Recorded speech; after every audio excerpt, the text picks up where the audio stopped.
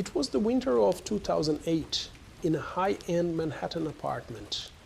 The tension inside was palpable. Bernie Madoff, Wall Street's star investor, sat down with his sons, Mark and Andrew. And then he said the words that would shake their world to its core. Everything we've done has been a lie. For decades, Madoff had presented the perfect image, a calm, trustworthy gentleman, promising steady, reliable returns year after year. Hollywood actors, charitable foundations, and major banks all lined up to trust him with their fortune. People didn't just trust him, they admired him. But behind that polite smile was a secret so massive, it would take years for the world to fully comprehend the scale of the betrayal. You see, Madoff's fund always seemed to win.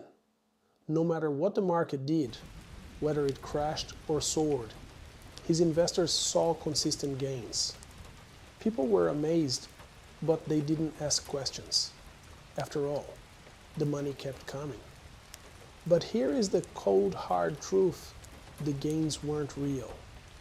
The entire system worked because new investors' money was being used to pay returns to earlier investors. It was a classic Ponzi scheme, but one run with chilling, exceptional precision. For over 20 years, Madoff maintained this impossible illusion. Even when regulators tried to intervene and warnings from the SEC came and went, Madoff somehow avoided scrutiny. He meticulously created fake statements, doctored records, and kept a tight circle of employees who knew only fragments of the truth. But during the financial crisis of 2008, the world changed. And the house of cards finally collapsed. As investors rushed to withdraw their money, the coffers were found empty. Madoff finally admitted to his sons that the empire was built entirely on lies.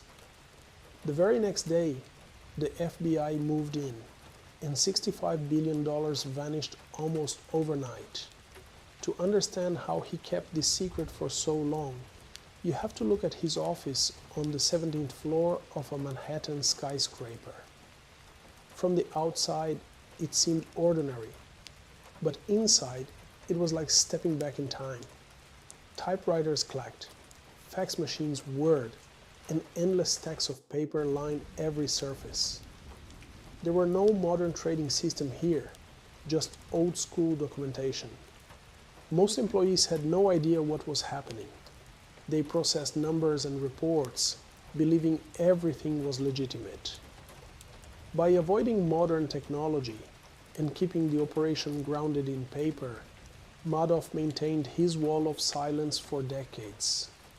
In a world dominated by digital data, he ran a global financial empire on ink and paper, and no one outside that floor ever suspected a thing, until the 2008 crisis forced the truth into the light. When the market crashed, the panic was absolute. Investors wanted their money back, but there was nothing left. Only empty accounts and shattered dreams remained. Officially, the losses total around $65 billion. Madoff was sentenced to 150 years in prison, but the true cost was paid by his family. His older son, Mark, tragically took his own life, and his younger son, Andrew, passed away from cancer. Madoff himself died behind bars in 2021. Millions of people were affected. Some went bankrupt, some lost their life savings, and others lost everything they had spent a lifetime building.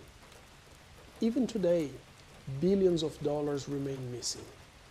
Analysts estimate that nearly half of the reported profits were nothing more than a fantasy. The story of Bernie Madoff isn't just about money.